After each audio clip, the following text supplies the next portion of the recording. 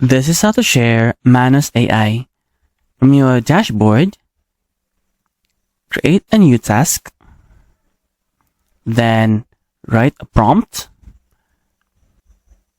For instance, explain quantum physics like I'm 12-year-old. Then once your prompt has been answered by the AI, go to the upper right corner and click share. And you can choose only me or public access. So for instance, we will choose public access.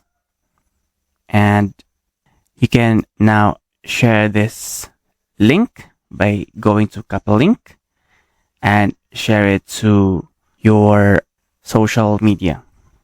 And also you can go to collaborate, enter their email address here, and be sure they are using Manus AI first so that they can collaborate with you.